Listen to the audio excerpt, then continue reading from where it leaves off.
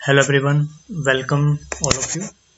तो आज हम बात करेंगे जूनियर इंजीनियर के पेपर के बारे में डिस्कस करेंगे, मैकेनिकल का, जिसका पेपर कोड था A25, जो कि अभी 10 अप्रैल को हुआ है हाल ही में। तो फर्स्ट क्वेश्चन है जो हम डिस्कस करेंगे, the angle between two forces when the resultant is maximum and minimum respectively is.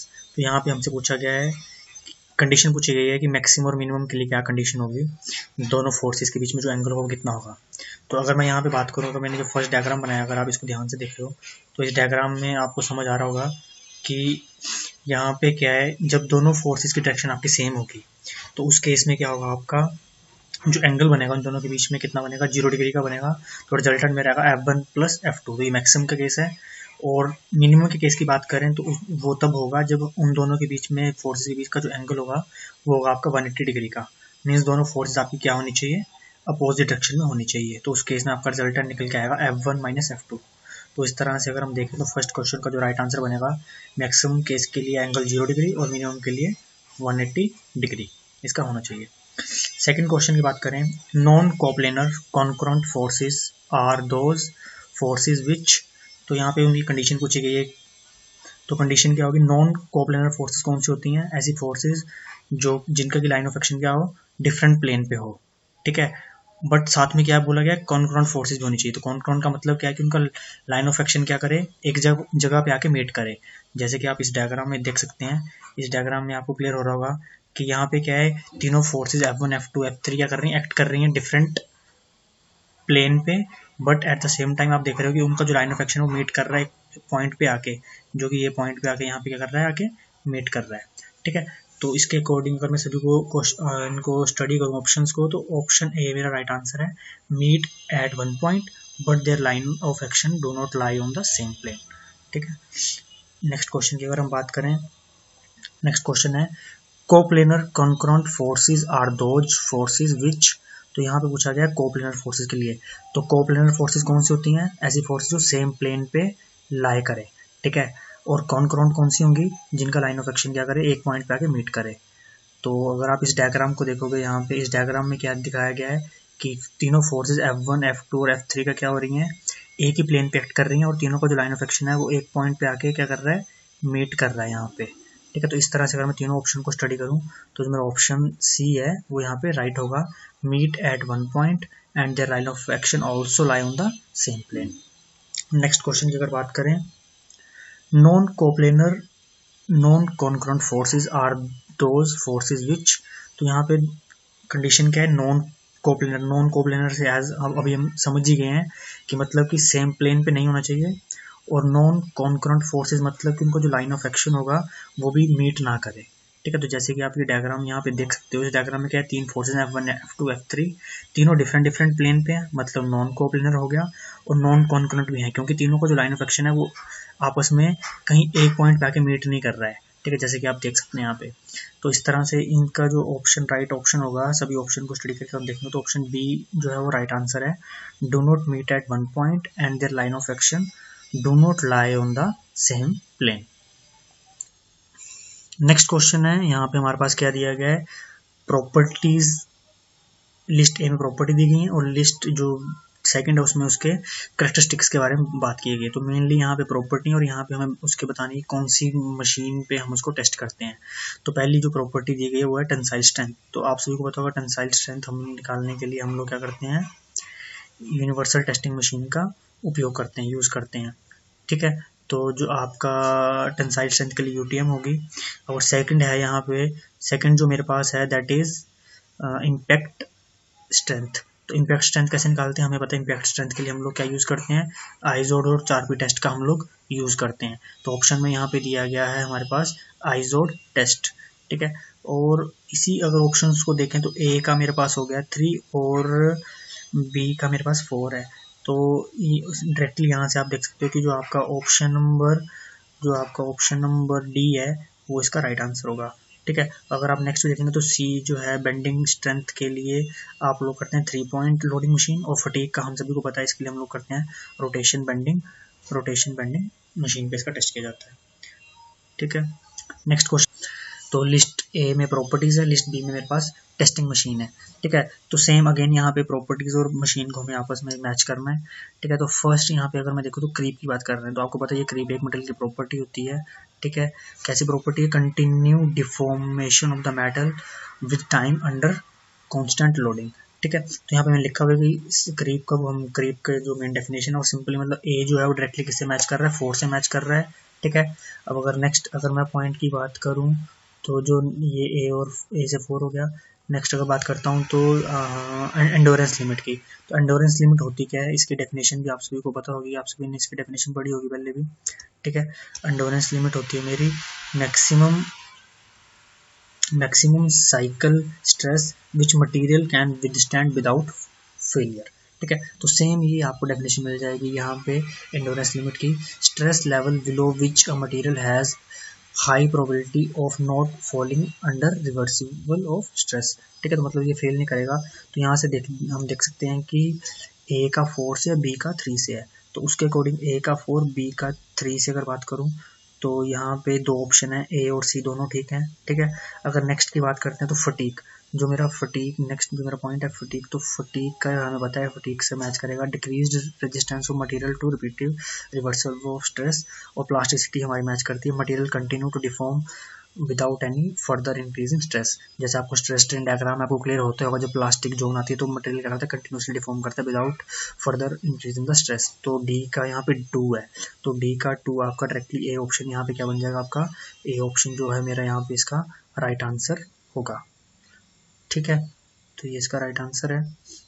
Next question पे अगर हम आगे बढ़ते हैं तो ये आपका नेक्स्ट क्वेश्चन अगेन मैच करना है। यहाँ पे लिस्ट ए है मेरे पास, यहाँ पे दिया गया है कंडीशन ऑफ द बीम, और लिस्ट बी में मेरे पास दिया गया है बेंडिंग मोमेंट डायग्राम के बारे में, ठीक है। तो ये काफ़ी इंटरेस्टिंग क्वेश्चन है, स्ट्रेंथोमीटर का क्वेश्चन है आपका, ठीक है। तो अगर मैं कंडीशन की बात करूँ तो सबसे अगर मैं इजी कंडीशन पहले पिक करता हूँ यहाँ से, जो कि हमें पता है कि मैं सिंपली सपोर्टेड बीम की बात कर रहा हूँ, ठीक है। ये last D I beam having load at the centre and supported at the end, तो इस तरह का डायग्राम बनेगा। ये मेरा बीम है, इसको हमने लोड किया सेंटर से और दोनों एंड से सपोर्ट है। तो इस केस में जब मैं इसका बेंडिंग मोमेंट डायग्राम बनाता हूँ तो मुझे पता है बेंडिंग मोमेंट डायग्राम किस तरह बनेगा, एक ट्रायंगल बन के आता है। तो मतलब डी का डायरेक्टली मैच कर रहा है ट्रायंगल से, ए से, ठीक है। फिर अगर मैं बात करता हूँ बी ऑप्शन पे, cantilever carrying uniform distributed load, मतलब यूडीएल कैरी कर रहा है कैंटिलीवर, ठीक है। तो हमें पता है जब कोई चीज़ यूडीएल कैरी करती है तो उस केस में उसका जो बेंडिंग मोमेंट डायग्राम बनता है वो किस तरह बनेगा? वो बनेगा उसका पैराबोला, ठीक है। और सेम नेक्स्ट क्वेश्चन सी में दिया गया कैंटिलीवर, अब यहाँ पे है यूवीएल, यहाँ पे यूनिफॉर्मली वेराइंग लोड है, ठीक है। उस केस में हमें पता है जो बेंडिंग मोमेंट बनता है वो बनता है क्यूबिक पैराबोला, ठीक है। और आपको थोड़ा सा इजी रहेगा, आप इसको जरा यहाँ पे मैंने ये आपको डायग्राम में बना के दिखाया हुआ है। तो जो फर्स्ट केस है इसका सिंपली सपोर्टेड बीम का बनेगा ट्रायंगल आपका जब लोड सेंटर में होगा, और आपका यूडीएल के केस में बनेगा पैराबोला, और यूवीएल के केस में बनेगा क्यूबिक पैराबोला। तो आप जब इन सभी ऑप्शंस को आप स्टडी करोगे तो जो आपका राइट आंसर बन रहा है डी का 1 और बी का 3 और सी का 2, तो यहाँ से option B is the right answer, ठीक है। तो अभी नेक्स्ट क्वेश्चन की अगर हम आगे बात करें तो नेक्स्ट क्वेश्चन है a simply supported beam of length L carries a concentrated load W at its center if EI is the flexural rigidity of the beam, strain energy due to bending is। तो यहाँ पे simply हमसे पूछा गया strain energy के बारे में हमसे बात करी है। तो हमें सभी को पता है कि जो स्ट्रेन एनर्जी का फॉर्मूला होता है वो होता है हाफ लोड इनटू डिफ्लेक्शन, ठीक है। तो यहाँ पे हमें पता है कि जो डिफ्लेक्शन है, अब डिफ्लेक्शन के लिए पहले आपको फॉर्मूला पता होना चाहिए कौन सा है, सिंपली सपोर्टेड बीम है और लोड के जो लोड है हमारा वो अप्लाई हो रहा है सेंटर पे। तो उस केस में हमें पता है जो डिफ्लेक्शन का फॉर्मूला आता है वो आता है WL3/48 EI, ठीक है। तो सिंपली जब मैं इसको यहाँ पुट कर दूंगा वैल्यू को, तो आपके पास है ये लोड मेरा W है, ठीक है। W से W करेगा तो W² L³ और 48 × 2 हो जाएगा 96 EI। तो इसका जो राइट आंसर होगा that is question number D. Next question है हमारा, और ये जो आपने लास्ट क्वेश्चन हमने स्टडी किया था, ठीक है, ये उसका सोल्यूशन है कि किस तरह से लोड के हिसाब से अगर मेरा पॉइंट लोड होगा तो शेयर फोर्स डायग्राम में क्या बनता है, इस तरह से शेयर फोर्स डायग्राम बनता है आपका, और बेंडिंग मोमेंट डायग्राम आपका बनेगा लीनियर, ठीक है। जब आपका यूडल होता है उस केस में आपका बेंडिंग मोमेंट डायग्राम बनता है पैराबोला, और यूवेल के केस में बनता है क्यूबिक पैराबोला। नेक्स्ट क्वेश्चन की अगर बात करें तो जो आपका नेक्स्ट क्वेश्चन है वो है the ultimate strength of a steel in tension in comparison to shear is in the ratio of. तो यहाँ पे सिंपली हमसे अल्टीमेट स्ट्रेंथ इन टेंशन और अल्टीमेट स्ट्रेंथ इन शेयर पूछा गया, इन दोनों का रेशो पूछा गया है। तो इसका जो रेशो होता है वो होता है 3/2। तो सिंपली यहाँ पे 3:2 जो हमारा ऑप्शन नंबर बी है वो इसका राइट आंसर है। नेक्स्ट क्वेश्चन है simply supported beam of length L carries a point load W at a point C। तो यहाँ पे आपको दिखाई दे रहा होगा कि एक C पॉइंट है, ठीक है। इस C पॉइंट पे लोड एक्ट कर रहा है, W एक्ट कर रहा है, जिसका A से डिस्टेंस A है और B से यहाँ से डिस्टेंस दिया गया B, और टोटल इसकी लेंथ है L, ठीक है। द मैक्सिमम डिफ्लेक्शन बतानी है हमें, ठीक है। तो सिंपल सा क्वेश्चन है, हमें यहाँ पे बताना है कि मैक्सिमम डिफ्लेक्शन कहाँ पे होगी, ठीक है। तो मैक्सिमम जो डिफ्लेक्शन होगी आपकी इस क्वेश्चन के केस में वो आपकी होगी जो आपके यहाँ पे दोनों पॉइंट हैं, पॉइंट B और पॉइंट C के बीच में, ठीक है। क्योंकि ये जो लोड है वो आपका सेंटर पे नहीं, सेंटर से हटके है, ठीक है। तो जो आप इसका डिफ्लेक्शन कर्व देखेंगे हमें पता है जो डिफ्लेक्शन इसकी होगी मैक्सिमम जाएगी वो B और C के पॉइंट के बीच में होगी। नेक्स्ट क्वेश्चन की अगर बात करता हूँ मैं तो when a shaft of diameter D is subjected to a twisting moment T and bending moment M, then the equivalent bending moment ME is given by. तो डायरेक्टली फॉर्मूला बेस्ड है, तो सिंपली हमसे क्या पूछा गया, इक्विवेलेंट बेंडिंग मोमेंट पूछा गया है। तो हमें पता है जो इक्विवेलेंट बेंडिंग मोमेंट होता है उसका जो फॉर्मूला होता है, जो हम ME से डिनोट करते हैं इक्विवेलेंट बेंडिंग मोमेंट, उसका फॉर्मूला होता है half M plus √m² plus T², ठीक है। तो ये आपका सिंपल सा फॉर्मूला बेस्ड क्वेश्चन था, तो इसका right answer option number C। अगर आपसे पूछता है कि इक्विवेलेंट टॉर्क क्या होगा इस केस में, तो इक्विवेलेंट टॉर्क होगा √m² प्लस T², ये इक्विवेलेंट टॉर्क का है, ठीक है। नेक्स्ट क्वेश्चन है a pressure vessel is said to be thick shell, ठीक है। तो प्रेशर वेसल की बात कर रहे हैं, उसको थिक शेल कब बोलते हैं, उसकी क्या कंडीशन है, तो सिंपली इसका answer option number D, the ratio of the wall thickness of a vessel to its diameter is greater than 1/10। तो थिक की बात कर रहा है, थिक में ग्रेटर देन होगा, अगर थिन की बात करेगा तो लेस देन 1/10 होगा, ठीक है। और नेक्स्ट क्वेश्चन पे चलते हैं। नेक्स्ट क्वेश्चन है हमारा factor of safety is defined as the ratio of. तो फैक्टर ऑफ सेफ्टी की बात कर रहे हैं, पूछा गया है, ठीक है। फैक्टर ऑफ सेफ्टी हमें पता है कि ऑलवेज ग्रेटर देन 1 होता है, तो इसका जो सिंपल सा फॉर्मूला बेस्ड है फैक्टर ऑफ सेफ्टी आपका होता है ultimate stress to working stress, या फिर इसको बोलते हैं अलाउएबल स्ट्रेस, ठीक है। तो इसका जो राइट आंसर होगा वो होगा ऑप्शन नंबर A, ठीक है। तो नेक्स्ट क्वेश्चन की अगर हम बात करें तो नेक्स्ट क्वेश्चन है हमारा a column with maximum equivalent length has, ठीक है। तो ये आपका मेनली जो क्वेश्चन है ये आपका बकलिंग लोड वाली कंडीशन से क्वेश्चन है, ठीक है, कि मैक्सिमम इक्विवेलेंट लेंथ के बारे में पूछा गया। तो हमें पता है कि इसका फॉर्मूला ये होता है π² EI/LE², और यहाँ पे जो LE है इसको बोलते हैं इक्विवेलेंट लेंथ, और इसकी अलग अलग कंडीशन पे इसकी अलग अलग वैल्यू है। जैसे कि अगर बोथ एंड हिंज्ड होंगे तो उस केस में होता है LE = L होता है आपका, दोनों एंड फिक्स्ड होंगे तो इसमें LE = L/2 होता है आपका, one and fixed and other and is hinged होगा उस केस में होता है LE = L/√2। और जो अभी इस केस में पूछा गया था कि मैक्सिमम किस केस में होगा, तो मैक्सिमम आपका होगा when one and is fixed and other and is free. इस केस में क्या होता है LE = 2L, ठीक है। तो यहाँ पे देख लो कि इस मैक्सिमम आएगा 2L के केस में, तो आपका ऑप्शन नंबर D क्या है इसका राइट आंसर हो जाएगा। नेक्स्ट क्वेश्चन है आपका a closely coiled helical spring is cut into 2 halves, the stiffness of the resultant spring will be. तो यहाँ से हमसे स्टिफनेस के बारे में पूछा गया है, तो हमें पता ही है जो स्टिफनेस होती है वो इन्वर्सली प्रोपोर्शनल होती है N से, ठीक है। N यहाँ पे है हमारे, N हो जाएंगे आपके कितने, उसमें नंबर ऑफ कॉइल्स है, ठीक है।